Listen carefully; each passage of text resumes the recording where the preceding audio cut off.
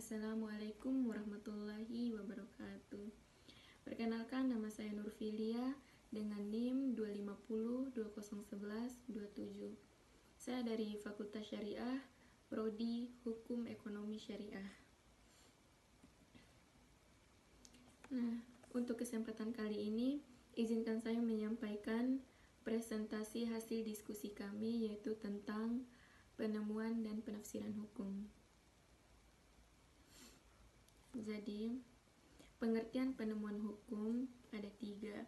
Yang pertama, menurut Sudikno Mertokusumo, penemuan hukum adalah proses pembentukan hukum oleh hakim atau aparatur hukum lainnya yang diberikan tugas melaksanakan hukum terhadap peristiwa-peristiwa hukum konkret. Terus yang kedua, menurut E. Utrecht, penemuan hukum adalah proses konkretisasi aturan hukum umum oleh hakim terhadap suatu peristiwa yang konkret. Terus yang ketiga, menurut Soeraso, penemuan hukum adalah suatu proses pencarian dan penemuan hukum yang akan diterapkan pada peristiwa hukum tertentu yang nyata. Terus tujuan penafsiran hukum. Tujuan penafsiran hukum itu ada 5. Yang pertama, mewujudkan keadilan. Yang kedua, mengisi kekosongan hukum. Yang ketiga, menafsirkan aturan yang samar. Terus yang keempat, mewujudkan kepastian hukum. Yang kelima, menyesuaikan hukum dengan perkembangan masyarakat. Selanjutnya, metode penemuan hukum. Penafsiran atau interpretasi memahami bunyi undang-undang, contohnya pasal 362 KUHP atau pencurian. Kata mengambil ditafsirkan oleh hakim sebagai memindahkan barang dengan maksud untuk dimiliki secara melawan hukum, bukan sekedar menyentuh barang. Terus konstruksi hukum, membangun aturan baru dari asas hukum ketika undang-undang kurang jelas. Contohnya, Undang-Undang Dasar 1945 pasal 28A, hak untuk hidup, setiap orang berhak untuk hidup serta berhak mempertahankan hidup dan kehidupannya. Terus metode penemuan hukum kedua, analogi, memakai aturan yang mirip. Contohnya pasal 1365 KUHP Perdata atau perbuatan melawan hukum. Tiap perbuatan yang melanggar hukum dan membawa kerugian kepada orang lain mewajibkan orang yang karena salahnya menerbitkan kerugian itu mengganti kerugian tersebut. Terus argumentum a contrario, menafsirkan undang-undang dengan kebalikannya, atau jika aturan bilang A, maka aturan lain tidak berlaku. Contohnya pasal 28A, 284 KUHP perzinaan. Pasal ini hanya menyebut yang bisa dihukum zina adalah orang yang sudah menikah, suami atau istri, atau orang yang berzina dengan suami istri orang lain.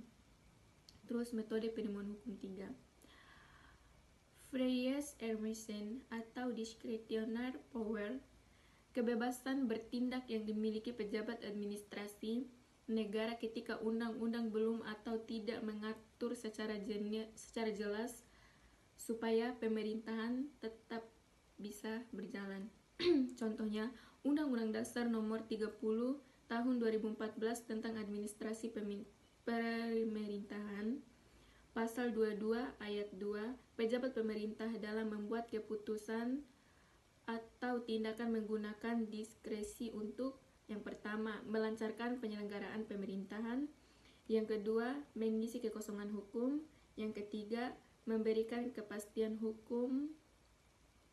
Dan atau 4, mengatasi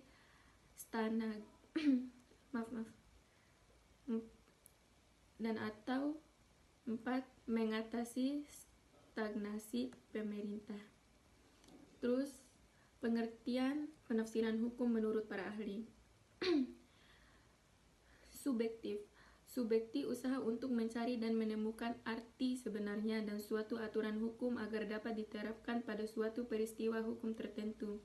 Terus, Sudikno Merkusumo, metode yang digunakan hakim atau penegak hukum untuk menjelaskan atau menerangkan makna undang-undang yang kabur atau vaga normen agar dapat diterapkan pada suatu pemerintah hukum. Terus, Soeroso, cara untuk memahami undang-undang sesuai dengan maksud pembuatan undang-undang serta menyesuaikan dengan perkembangan masyarakat. Terus, Hans Kelsen, kegiatan menafsirkan teks hukum untuk menentukan makna norma hukum yang terkandung di dalamnya sehingga dapat diterapkan dalam praktik. Terus, selanjutnya tujuan penafsiran hukum. Jadi tujuan penafsiran hukum itu ada 4. Yang pertama, menemukan makna undang-undang yang sebenarnya. Yang kedua, menyesuaikan aturan dengan perkembangan masyarakat. Yang ketiga, mengisi kekosongan atau mengatasi ketidakjelasan hukum. Yang keempat, mewujudkan keadilan, kemanfaatan, dan kepastian hukum. Terus selanjutnya, macam-macam penafsiran 1. Gramatikal menafsirkan undang-undang sesuai arti kata atau bahasa sehari-hari. Terus, sistematis menafsirkan aturan dengan melihat kaitannya dengan pasal lain dalam undang-undang yang sama. Terus selanjutnya historis menafsirkan aturan hukum berdasarkan sejarah perbuatannya atau sejarah legislatif atau sejarah sosial pada masa itu. Selanjutnya, macam-macam penafsiran. Macam-macam penafsiran itu ada 3. Yang pertama, sosiologis adalah menafsirkan undang-undang sesuai tujuan dan fungsi sosial. Yang kedua, ekstensif memperluas arti kata yang ada dalam undang-undang. Terus yang ketiga, restriktif mempersempit arti suatu istilah dalam undang-undang. Selanjutnya, macam-macam penafsiran. Macam-macam penafsiran ada 2. Yang pertama, autentik bila suatu undang-undang sudah menjelaskan sendiri maksud suatu istilah. Terus, komparatif menafsirkan dengan membandingkan hukum dan negara lain. Selanjutnya, perbandingan, penemuan, dan penafsiran. Jadi, persamaan keduanya menjaga hukum agar sesuai zaman. Perbedaannya, penemuan atau hasil hakim ketika hukum kosong. Terus penafsiran, penafsiran metode memahami aturan yang sudah ada. Terus kesimpulannya, penemuan dan penafsiran hukum saling melengkapi atau hakim butuh penafsiran untuk melakukan penemuan hukum. Nah, terus referensi sumber presentasinya buku penemuan hukum oleh Ahmad Rifai SH.MA. Terus buku penelitian hukum oleh Prof. Dr. Mahmud Marzuki SH.MA LLM. Terus pengantar ilmu hukum oleh R. Soeroso SH. Nah, sekian itu saja.